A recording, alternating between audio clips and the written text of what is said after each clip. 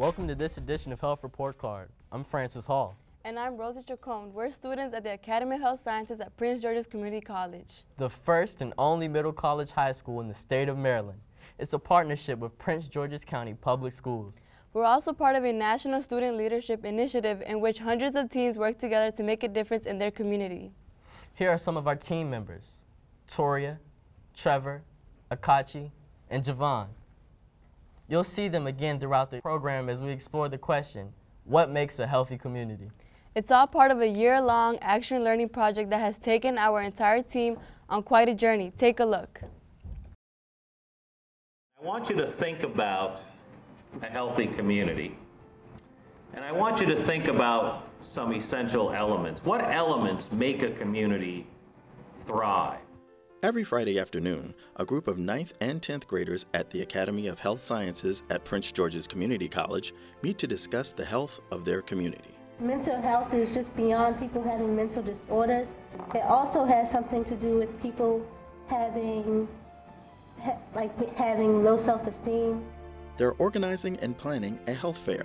It's all part of a grant from the NBC Universal Foundation and NBC4 Washington's 21st Century Solutions Initiative. Diabetes, obesity, cancer, STDs, depression, and heart disease. And these were ones we thought were the most important, and we just wanted to see what other people felt about these different diseases. The grant enables students to participate in cooperative learning, develop a website, and use social media to inform their peers about community health issues and careers in health sciences. Any ideas? A lot of people get on Google+. Okay. I think that we should have a main website, and if we do the Twitter, we could link it to the website that will have all the general information. It could have links to other health sites and everything. That would just be the main page for the fair. Throughout the school year, students researched health topics, conducted surveys, and had the opportunity to interview the former U.S. Surgeon General, Dr. Joycelyn Elders. The real decision makers for this community in the next century is sitting around this table. The major thing that you have to do is make sure you keep yourself healthy and that you get educated. They also traveled to Columbus, Ohio as part of the Middle College National Consortium, where they joined other students all exploring the question, what makes a healthy community? As you can see, we're having lots of fun working together, planning our health fair and learning about health topics.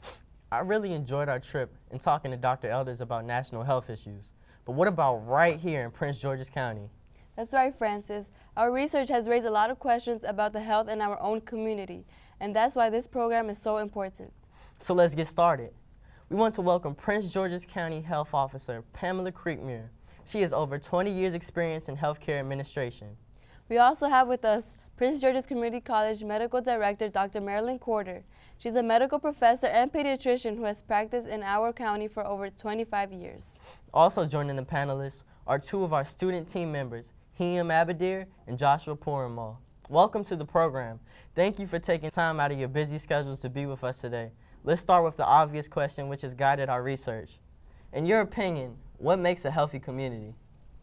A healthy community is a community where we strive for excellence in education and safety and by all means in health and have access to health, and that all are working together for that same goal. When you think about a healthy community, you have to also think about our environment. So you have access to health care.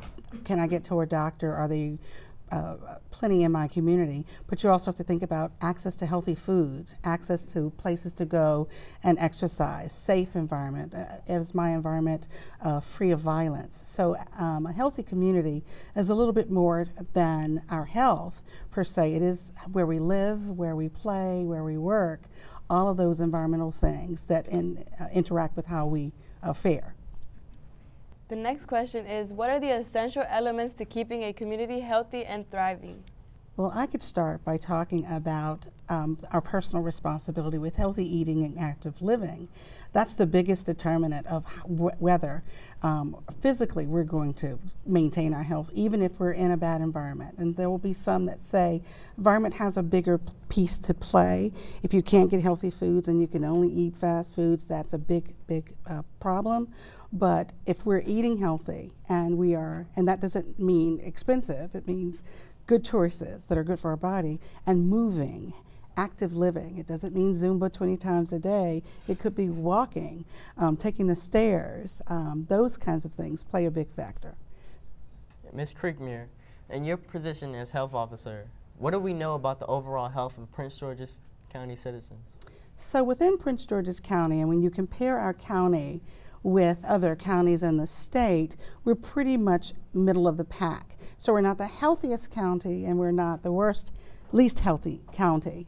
But for the most part, things that are problematic for us are access to healthy foods, new onset cases of HIV are prevalent in our community. Childhood obesity is an issue in our community, as are sexually transmitted diseases when you think about it overall. When you look at the larger community, the top two conditions that are people die from in our county are heart disease and cancer.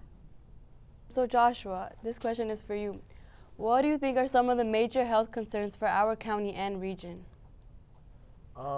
First of all, I think age really does matter with health concerns. Older people, their health concerns are usually about cancer, heart disease, obesity. With younger people, it's more of accidents and STDs and also obesity. But I think it always starts when you're young, and the environment does affect you. If you're not growing up in a healthy household, you're not going to live a healthy life when you grow up, obviously, because you're not exposed to healthy communities. Dr. Corder, our research has uncovered health disparities in minority communities, especially as it relates to chronic health conditions like diabetes. What are your thoughts? Well, you know, it's interesting because diabetes start actually in your teens and what you have begun to eat and have a pattern of eating. And unfortunately, we see a disproportionate rate of diabetes, hypertension, obesity in our community. And as we heard earlier, the selection of the foods, the way we prepare our foods, and the knowledge. So, we see that a lot in our young people now. We used to see it in 30, 40, 50-year-olds. Now we're seeing pre-diabetes in teenagers. And that information is so very important. So one of the things I want to do is to make sure that when you go to the doctors, even as teenagers, you need to make sure that you're getting checked for the pre-diabetes labs and the conditions, as well as the effects of what's going on with your lifestyle. So eating good, exercising, and having the knowledge to combat this problem. Yeah. Obesity also seems to be a major health issue. What are some of the effects, and what can the community do to combat this problem? Well, I had conducted a survey on the community college campus asking different students what they thought were major health concerns. One of the major health concerns they felt was obesity. When I asked them why, they told me that the community college campus offers so many different cafes and vending machines, and it's easy access to junk food, things like chips and sodas. So that would be like something that a concern of obesity. I'd like to also chime in as a pediatrician. Childhood obesity has tripled up to quadrupled over the past decade, and we attribute that to fast foods as well as the types of foods. We have so many processed foods now, and most of the families are not doing the home cooking that they did a generation ago. So it's very important for you to learn how to cook and cook your foods and not have as she said, the easy access and the fast food, because that's certainly something that we find are empty calories and beginning to affect our health. Portion size is another issue, and we are a product of the marketing and the food industry. It's not accidental that childhood obesity has tripled, or obesity in the nation has tripled. A lot of it has to do with marketing, or how food is marketed and presented to us. Our lifestyles are a lot stressful, and we tend to do more eating just out of habit, just to fill the time. So there are multiple indicators with our obesity issue in the country that's going to require some hard, fast policies and things like that that will help us. Because I guess the message I want to convey is, it's not that we're all slobs and we don't want to do the right things. Our society is also set up to make it very difficult for us to do that. And in particular with Prince George's County, 71% of our eating establishments are considered fast food establishments. So we have in our county some work to do with regards to that. Now, that means they come up with that rating. An establishment that has tablecloth and silverware is considered non-fast food. So technically, some of the healthier fast food restaurants don't meet that, so you can get healthy choices. But for the most part, we need to do a little bit more to have more options and choices available for us on the go. Thank you. One thing I want to also add, we've got to be careful about sugary beverages. Our beverages, we find, are at least a third of the cause of the childhood obesity and obesity in general. So that beverage that may say 200 calories, we're talking that same bottle may have 3 serving sizes. So what you think is 200 calories is 600 calories, and the sugars. So it's certainly something that would trigger the pre-diabetic state that we talked about, as well as the obesity. So be aware. What we teach here at the college, as well as in other learning institutions, we're beginning to teach, be aware of what you eat. You are what you eat, and you're a product of what you eat, and be aware of what you're eating. It seems like a lot of people don't think about healthcare until they're sick or there's an emergency. What's your opinion? I have to agree with that in terms of our community for Prince George's County. We're largely a majority county, and sometimes in the situation, our own personal health comes on the list of 1 to 10, around 5, 6, or 7. It absolutely needs to be moved up to 1, 2, or 3. We tend to wait till it's really hurting bad before we go to check it out, or I think this will go away. And so we really need to seek care early and be proactive and prevent instead of waiting till something's really bad. A lot of us use the emergency room for that doctor, where we really need to make an appointment with a doctor. What I also like to add, often we take our car in for servicing, and we take, different things for servicing, even up to our cell phones, but we don't take ourselves in for servicing. So it's very important, even beyond the physicals for school, that you understand, as well as an adult. Most of the time you figure you're young and you're healthy, but things can begin to have started prior to the acuteness of the condition. Thank you, everybody, for your very useful information. So let's open up the discussion to our studio audience. Helping moderate the questions is Pamela Thomas, Health Education Manager for Prince George's Community College. And our first question is from Jide. Hi, my name is Jide, and I wanted to know, can the cleanliness of a community reflect on the health as a community as a whole? I would like to start by saying, out of the cleanliness of the community, you want to make sure that as much of your community is exposure-free, germ-free, as well as the pride that you have in keeping up with your community. So different things, like even to the point of how you keep your yard, and as well as how you keep your school, reflects how you keep yourself. I'm going to come from the environmental health stance, and so if you have an environment that has toxic waste, you've got businesses or factories that have toxins and things like that.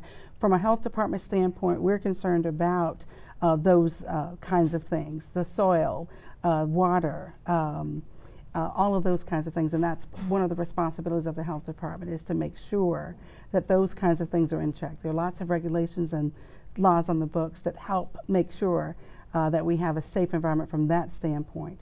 If you're looking at pollen and you're looking at pollution and those kinds of things, all of those are concerns. Cleanliness and trash, you get germs, you get rodents, you get vermin. Those create other diseases. But for the most part, those environmental things, cigarette smoke is one of those things I can miss the opportunity to talk about, causes more problems than some of the things that are actually in our environment.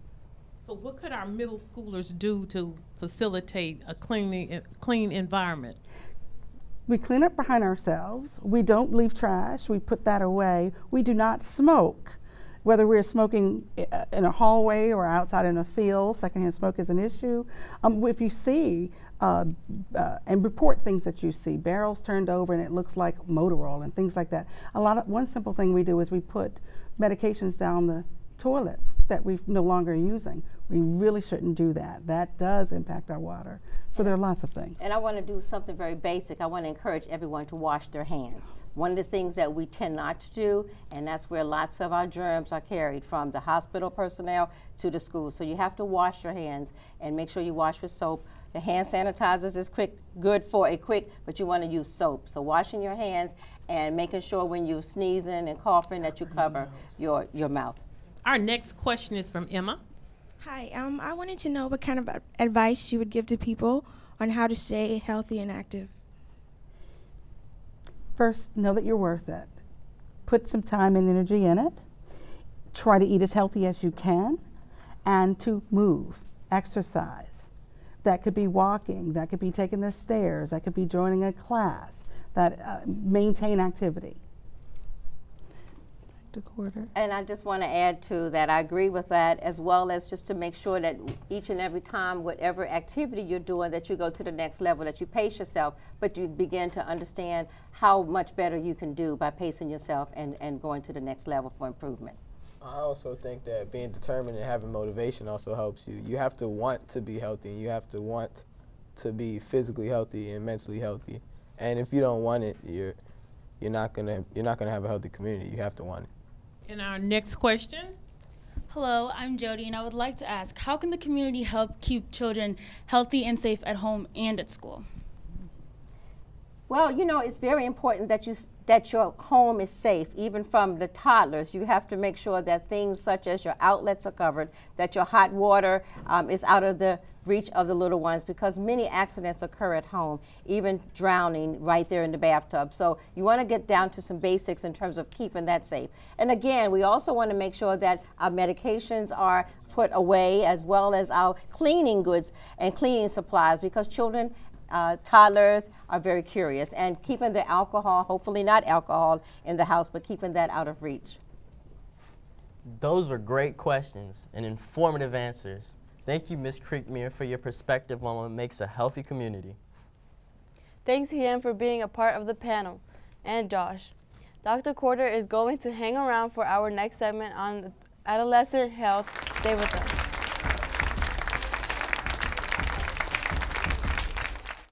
Michael Adams? Here. Michael Adams?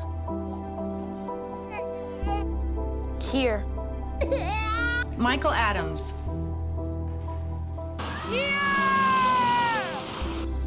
Michael Adams. Students who miss 18 days of school in any grade risk falling behind and not graduating. Absences add up. Keep track at boostattendance.org today.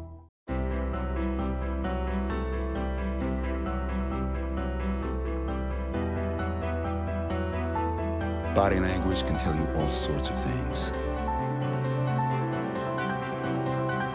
Like someone is having a stroke. Know the sudden signs. Learn fast. Face drooping, arm weakness, speech difficulty.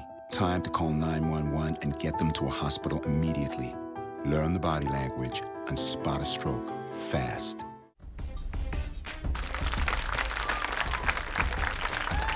Welcome back to Health Report Card. I'm TORIA Hawkins. And I'm TREVOR Harris. We've heard a lot about what makes a healthy community.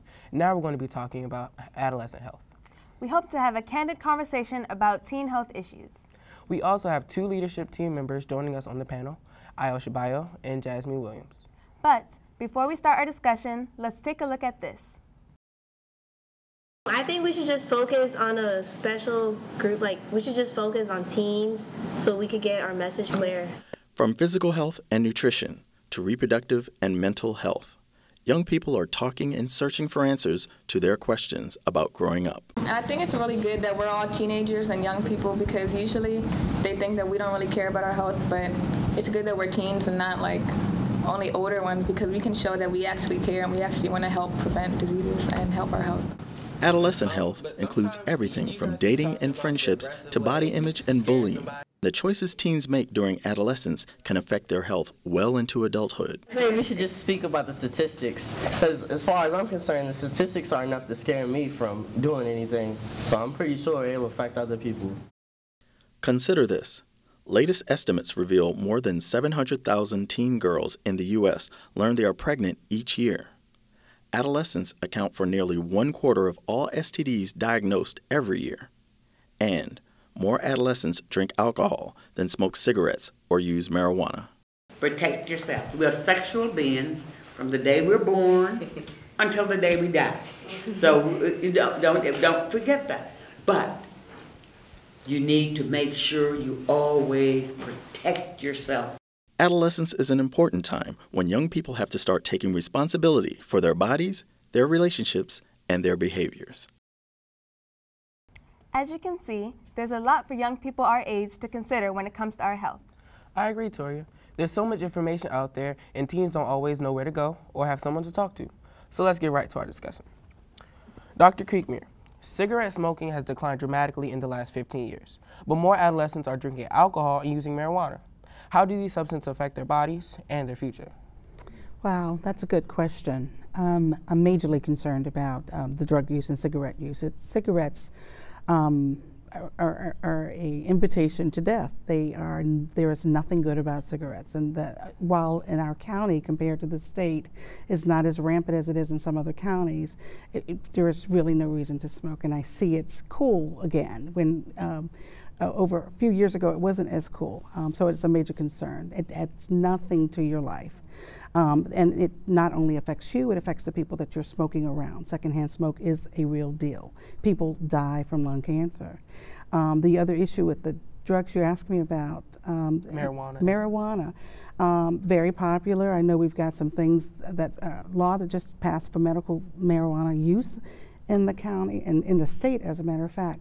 But my opinion on that is it does lead to other drug use. And it is of major concern.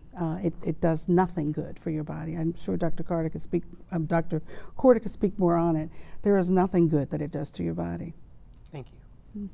I completely agree with Miss Pam. A lot of people that smoke cigarettes aren't even aware that they're affecting the people around them, not only their own health. There's no benefit at all from it. So why do it? That's a great add-on. I wanted to also add that even we find that secondhand smoke, cigarette smoke, can affect even children in terms of asthma, ear infections, etc. So what we used to think was okay is no longer okay, even as those who are in the room with someone smoking cigarettes. Thank you. So Dr. Carter, as a pediatrician, you've treated thousands of adolescents in your practice. What do you see as today's major health concerns for teens? Well, you know, what's interesting about adolescence is that this is an age where you are independent, you make your decisions, and, you know, sometimes you think you're smarter than, let's say, your parents or your teachers, and that's wonderful as part of that development. But unfortunately, the behaviors that we see in our patients can lead to devastating consequences, including death, such as drinking and driving, such as texting and driving, such as STDs. I do a talk probably 2 or 3 times a year called Is Sex Worth Dying For? Because as we know, different illnesses, different STDs, and HIV is one of them, beginning to affect us when we are exposed between 15 and 17 years of age. So then we see the illness and the symptoms in the early 20s. But this is secondary to the behavior and a consequence of the behavior that we're doing as teenagers. So certainly violence is one. You know, we talk bullying, we talk trying to belong to a certain group, and unfortunately that leads to violence, homicide, as well as even sadness and depression of suicide. So some of the things psychologically and how we feel about ourselves leads to behaviors that are devastating to our health. When you think about the behavior, and understanding we're talking to adolescents and young adults, the real truth is safe sex is possible and cheap. It is not that deep, and it's not that hard to do. So we can tell you what we want you to do, what you should do for your health, but unprotected sex is dumb. It can kill you. It's just that simple. I also want to add that all methods of sex can give you an STD. And we talk about different methods, and intercourse is not the only method that you can get an STD. So just remember, sharing your genitalia with different orifices of the body is still sex, and you can get different infections in your mouth, etc., from the STDs. Depression and anxiety are also issues for teens, and also drugs like marijuana, because since it's a gateway drug, it can lead to other drugs like cocaine and heroin. Another major issue along adolescence is also, like, I know we talked about this in the last segment, but health when it comes to nutrition, because I myself know I eat a lot of junk food that I shouldn't eat, but it's hard to balance it out, and that's something that we should focus on. So as you guys have already said, I want to get more in depth on the teen pregnancy and the STDs. These can be real life changers for teens. So can you give me some more thoughts? You know, one of the things with an adolescent who has a pregnancy, a young lady, often she's in denial. Sometimes she doesn't even realize she's pregnant, as well as what is going on with her health and her body during the time of the pregnancy. So what we do in our practice, as well as here in the community, we make sure, certainly we want to prevent pregnancy, but once you are pregnant, what's going on with the body, as well as what's going on with the baby. So as soon as she can get into prenatal care and make sure that she's healthy along with the baby being healthy. So we see that we're beginning to see less teenage pregnancy, but we also beginning to see, of course, more and more of the STDs. So of course that affects the unborn child. From our standpoint with the Public Health Department, we are seeing fewer teen pregnancies, but we are also seeing, we have improvements in our infant mortality rate, which means babies that die within that first year. The problem we're seeing is that when young people find out they're pregnant, they're entering care way too late, usually third trimester, way too late. Even if you're undecided about what you're going to do with this life, we want you to end care. And with the health department, you're probably eligible for more insurance than you realize. Being pregnant, that makes you eligible for certain things, and we want healthy babies, whether you plan to keep that child or not. And that's a big issue for us. That's one of our big pushes, is we want you into care early, and the decision on what you do with that life is really your decision, but don't just act like you're not pregnant until the third trimester, and then problems come up. There are lots of resources here in our county and the health department to support you where you are, and I want that message to be really clear and out there. This is a wonderful discussion, but let's talk about peer pressure. Ayo and Jasmine, have either of you ever felt peer pressured or been bullied or know somebody who has went through those kinds of things? If so, how did it make you feel and how did you handle it? I haven't necessarily been peer pressured in anything, or I haven't thought that it was peer pressure because it was something small or something that, I don't know.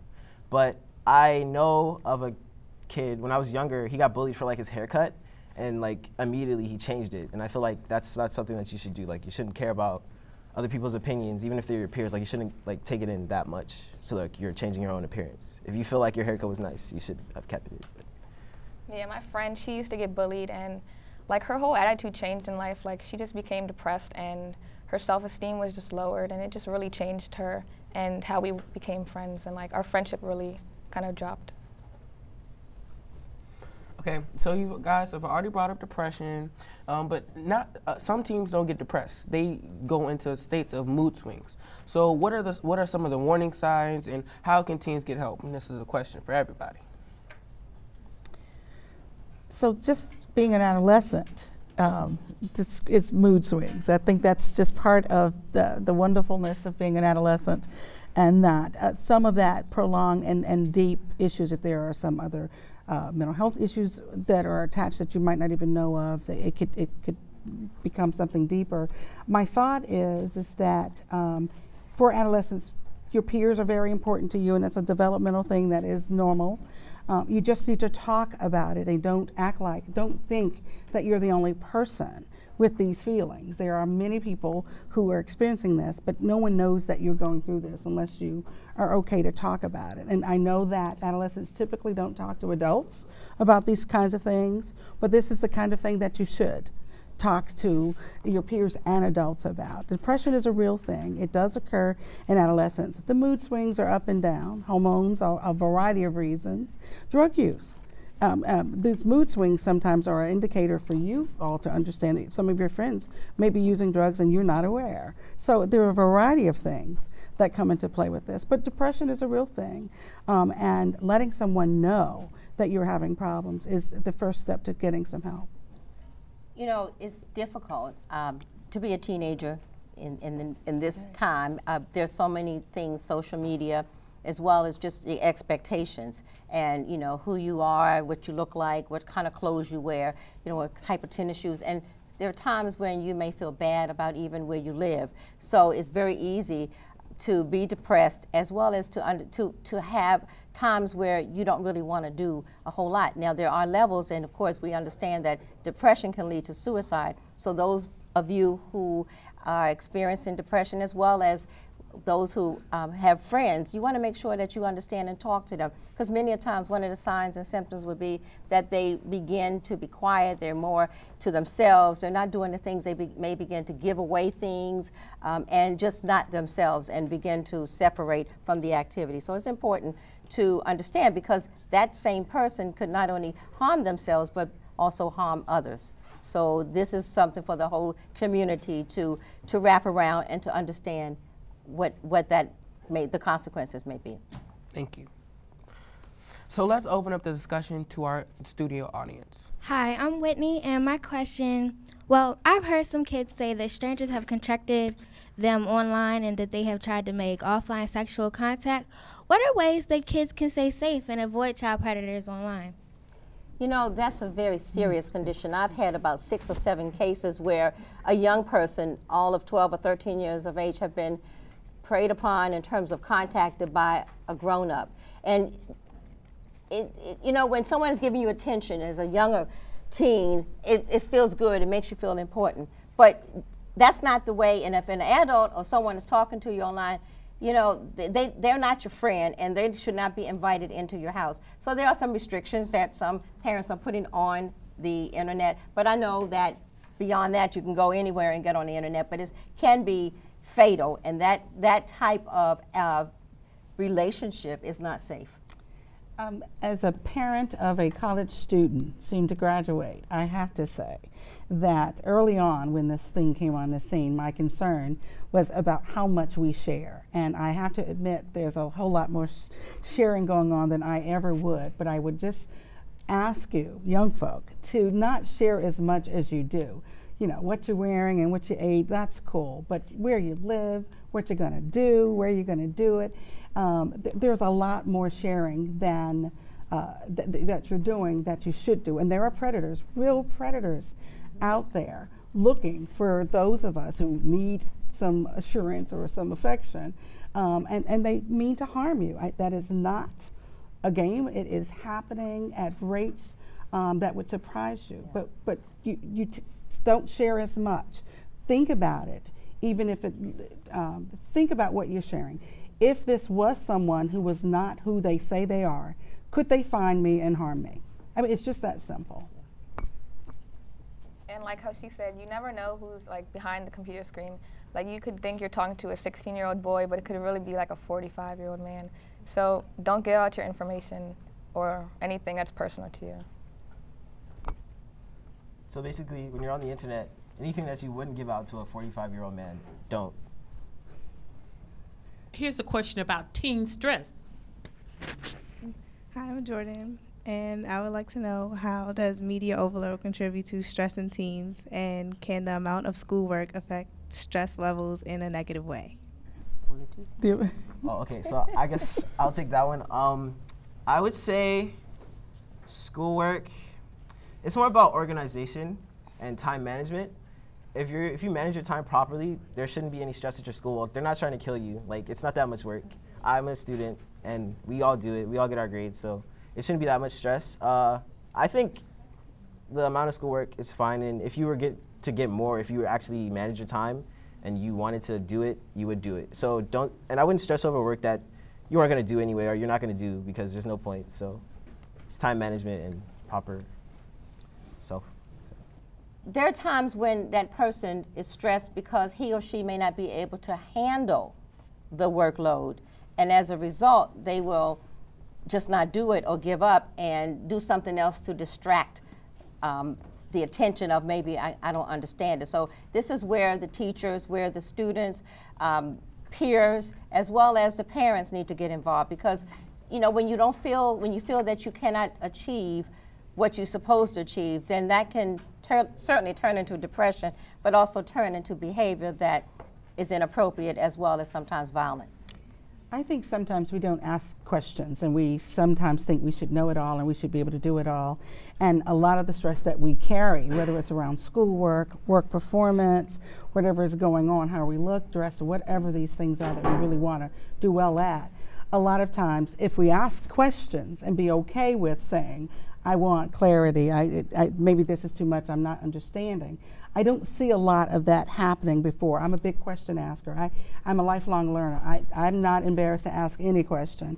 And I will lead off sometimes saying I'm going to ask a dumb question just because I want to understand. And I think a lot of stress sometimes is that we're not seeking enough information. You don't have to know everything. You don't have to be everything. You can't. You're not designed to do that.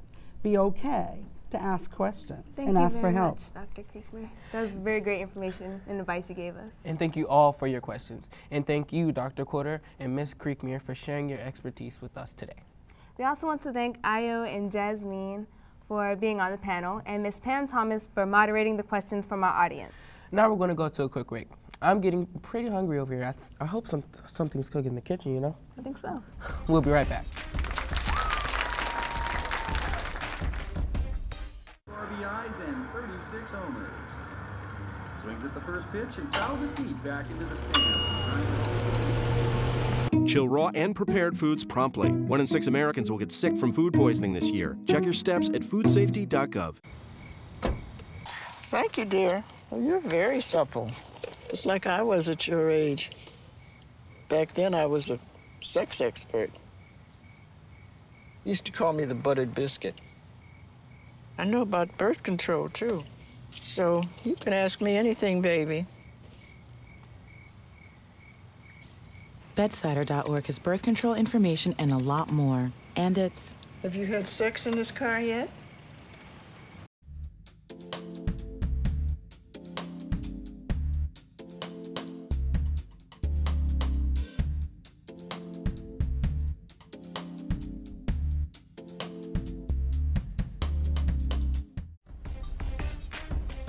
This really is a great campus for healthy eating and exercise, but as teens, we sometimes get tempted by junk food.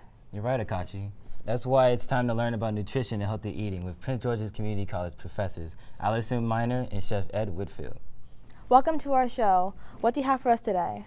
Well, I'd like to talk about some of the ways that young people can eat more healthy. A lot of the speakers that we had before in the other segments talked about the fact that students are eating a lot of fried food, and that students shouldn't eat as much fried food and they should do more exercise. So I want to talk about how students can eat a little bit more healthy.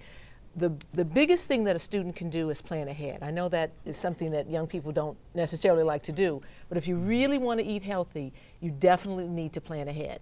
And when you plan ahead, that means that you're thinking about what you're going to eat today.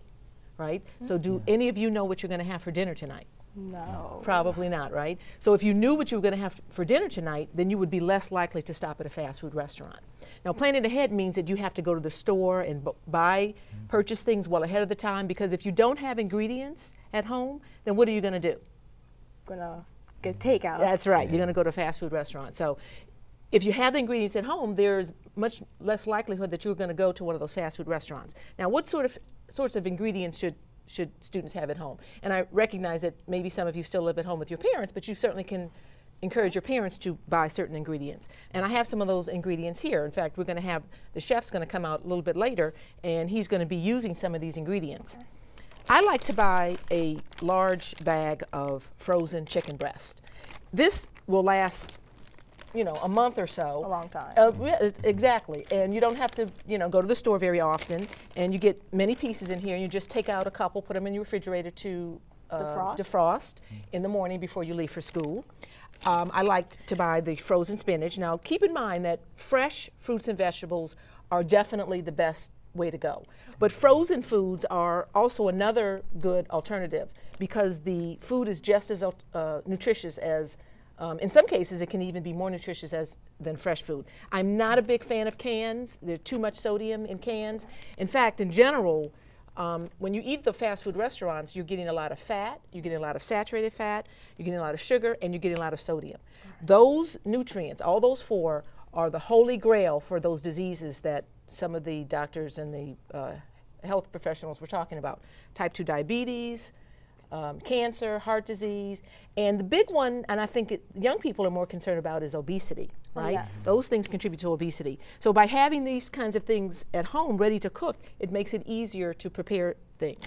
The other thing that students should be eating are whole grain foods, okay? Now this is whole grain, this is brown rice, and it does take a little bit of planning. This takes about an hour to make, but food manufacturers have responded to consumer needs, and now they have ready to eat brown rice. All you have to do is put this in the microwave and it's ready to go. And it's very low in sodium, and so you can add it to your meal. How about the calories and each of the things you just mentioned? Well, when Chef Whitfield makes the food that he's going to make, it's going to be about 600 calories. Now, generally speaking, somebody of your age and height and weight is going to be eating about 2,000 calories a day. So it's going to provide you a little bit less than a third of what you need, okay?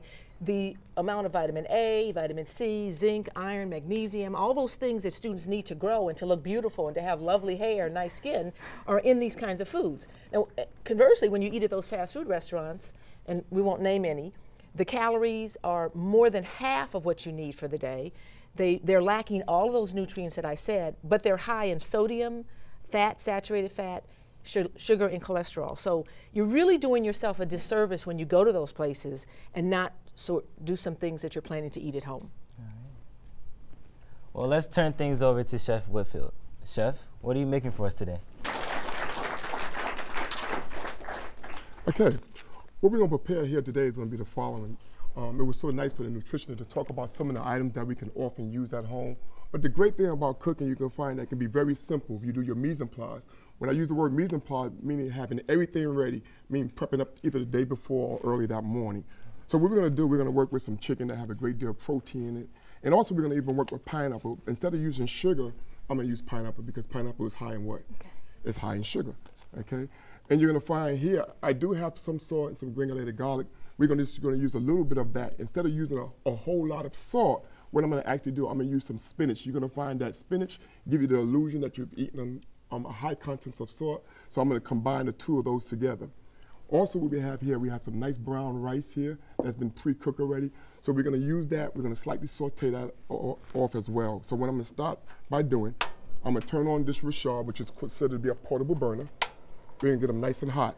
Now, I do this with my summer camp here at the college, during college. Any youngsters are normally about 7 years old, 8 years old.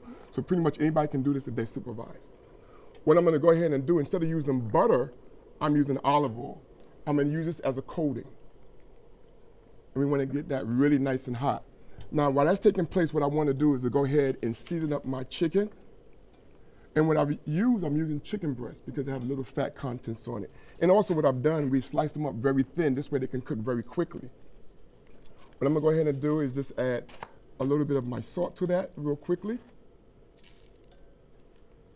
And then I have, right here, I have some paprika. And paprika is a very mild pepper. So I'm just going to add that to that real quickly. And I'm going to also take and add some granulated garlic. And granulated garlic is in the same substance as sugar, but that is garlic. Okay, what I'm going to go ahead and do, I'm just going to massage this a little bit, and you guys know what I'm talking about massaging. Yes. Okay, we're going to massage this a little bit. And then what I'm going to go ahead and do is just place this right here into the saute pan. Now, the secret is to lock in the flavor. As we know, when we heat up things, if I took a brass ball and I heat that brass ball, you know what happens to that brass ball? It expands. The molecules start moving real quickly, okay? So what I'm going to do here, I'm putting this into a hot pan, and what I want to happen, I want to sear the outside of this chicken real quickly, okay? Now, what I'm going to do over on this side right here, I'm going to go ahead and just take a little bit of the rice.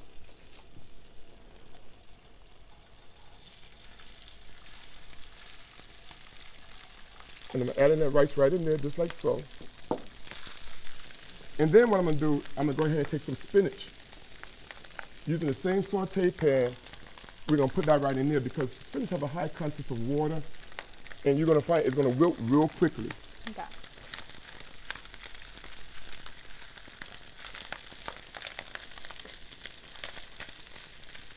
Now the secret of preparing chicken is, once again, is to seal the outside real quickly. So that's nice, becoming nice and golden brown. When it turns golden brown, like my complexion, you know you got the right job. What I'm gonna do is add a little bit of crushed pepper. And I'm gonna take a little bit of oregano and add a little bit of oregano into there. 1, 2, 3. And I'm gonna add some oregano over here as well. Now, what I'm gonna do to add additional flavor and sweetness, because my nephews and nieces, they love sugar. So what I'm gonna do, I'm gonna trick them a little bit just by adding some pineapples. And as this breaks down, you're gonna find that the pineapple caramelizes. The natural sugar comes out in it. Okay. We're gonna just take this right here, and now I'm gonna start adding my spinach in there with my rice. So now I have my starch, my whole grain, which is really good for me. I have my vegetable, which is my spinach. Like so. And I'm gonna take a look over here at my chicken real quickly. Now the same way I'm doing my chicken, I can do the same exact thing with shrimp.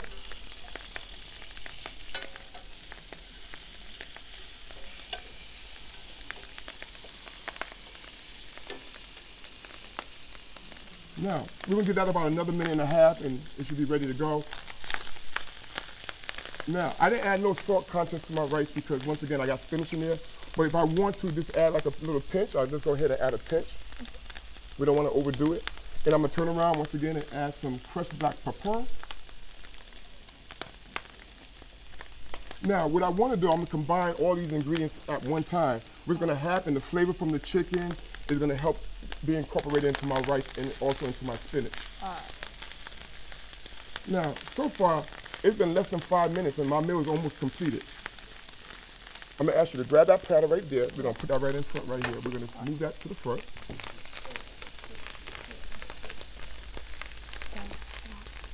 Okay. Now at this point, I'm gonna go ahead and just add my rice right into my platter. We're gonna go ahead and turn this off. Put that there. Now we're gonna check on our chicken. See that nice golden color right there? Yeah. That's what I want to achieve, that nice golden color, just like that. Now what's happening, my pineapple is starting to caramelize, so the natural sugar is starting to come out, so the flavor becomes way more intense. And you're gonna find that a lot of bodybuilder people that's in the gym, they need that extra protein, that boost before they get started. You're gonna find that this is a great way of doing that. Okay, that's just about ready. We're just gonna turn that down a little bit. And what's gonna happen, I'm just gonna take that and shingle that right over my rice. And once again, we can substitute this with shrimp for those who are seafood lovers.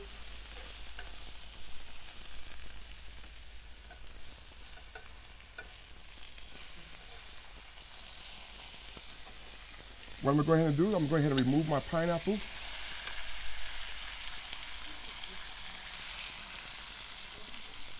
And you're gonna find dishes like this will be found like in places like Hawaii, the Philippines.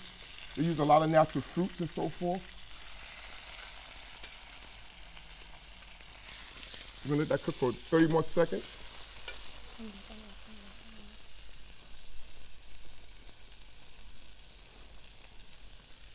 That looks really good. We're gonna put a piece of chicken there. And we'll put the other piece right there.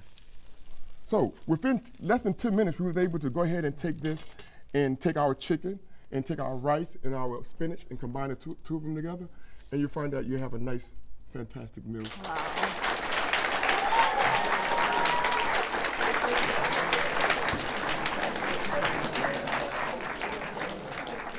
Thank you, Chef Whitfield. We learned a lot about eating healthy. We're going to take one last break, and when we return, we're going to give away.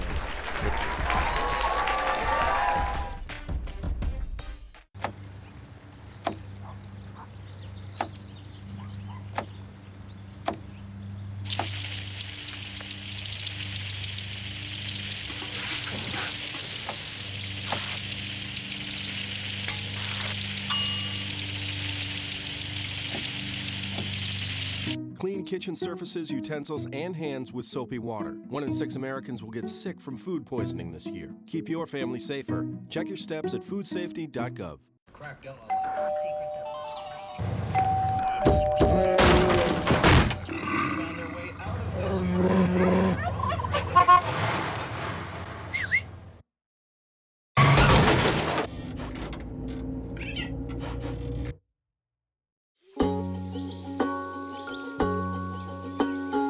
Getting closer to nature can get you closer to your family. Go to discovertheforest.org. Welcome back to the Health Report Card. It's time to get moving. Did you know that over the past 3 decades, childhood obesity rates in America have tripled, and today, nearly 1 in 3 children in America are either overweight or obese? The First Lady, Michelle Obama, has taken up the cause with her Let's Move initiative to raise up a healthier generation of kids. That's why we have with us fitness trainer Regie Thornton to show us how to get moving. Hey, how's everybody doing? Y'all good? All right, I got exercise creation. It's called Seat Beat. All you have to do is be able to sit down. If you can't sit down, you can't do it. Ah, I got all of y'all. So that means I need a couple of volunteers from the audience to help me. There you go, right here. All right, thank you, ladies. All right, what's y'all names? I can sit down. Casey and Leslie. I got Casey and Leslie up here to help me out to do CB, but you all can help me also. What I need you all to do, go ahead and hit that music. Don't be afraid of it. Go ahead and kick it right now, all right? Now, I need you all to sit up nice and tall in your chair. Sit up nice and tall. Give me a tight core. That's sucking your belly button in towards your lower back. I hate seat workouts. Sit up nice and tall. There you go, yeah. I'm hearing it. A little higher. A little higher. Tap your feet with me, y'all. Right there. Can y'all hear the beat? A little louder? Yeah, here we go. Tap your feet like this. Somebody say warm it up. Say warm it up. Now, you all got to repeat after me because it lets me know where you are. If you don't repeat after me, then it makes me think it's too easy, all right? So I got to add some hot sauce to it. I'm going to tell you about that in a minute, all right? Hit, now slap your lap, hit. Can you crank that volume just a little bit more? Yeah, say hey, hey. Hey. Say yeah, yeah. Yeah. Clap your hands with me right here, you. Triple time. Single. Triple time. Now shake your hands down out to the outside of your chest. Hit. Some of y'all looking at me like, okay, I could do this so far. But what's getting ready to happen to me, all right? Say move it. Say groove it. Your right leg, your left leg, your right and your left, your right now. We got a dilemma right here, see, because our right is their left and their left is our right. So you all just kind of follow me and we'll be all right. Here, now follow with your arms right here. Your right arm, left arm. Your right arm, left arm. Your right arm, left arm. Now give me both hands right here, both hands. Hit, and hit. Say from the top. From the top. Now slap your lap right here. Clap your hands. Triple time. Move your legs. Hit. Somebody say take a job. Say take a job. Jog it out. Jog it out. Hit. I'm running to the mall. Macy's got a sale and Target do too. Run it out. Hit. Say from the top. Slap your lap right here. Come on, you. Clap your hands. So clap. Your legs out. Now take a jog with me right here. Say yay. Say yay. Say punch it out. Say punch it out. Just hit. All exercises is movement. What I'm doing is moving blood through your body so that oxygen gets to your muscles, cause I got to work your muscles. I think I got about 2.5 minutes. Give me an uppercut right here, you hit, lift your elbows, hit. Don't bring your fist too close to your face. Don't punch yourself in the face on how you hit. Somebody say from the top. Slap your lats right here, come on you. Clap your hands. Triple time. Give me them legs and hit. Punches to the front right here, punch, hit. Wait a listen. Now take a jog right here, up. Give me that uppercut, you hit. Somebody say shaking on down. Just shake down right here, good job, here. Way to work, everybody! That was a great workout. Thanks, Mr. Thornton, for showing us how to get moving. This has been a great show about what makes a healthy community, adolescent health, nutrition, cooking, and physical health. We hope you enjoyed the program. Again, thanks to all our guests, the student leadership team, and to everyone at Prince George's Community College who helped make this possible. As we close, check out the flash mob video, how we got the entire college up on their feet and moving. Thanks for watching Health Report Card.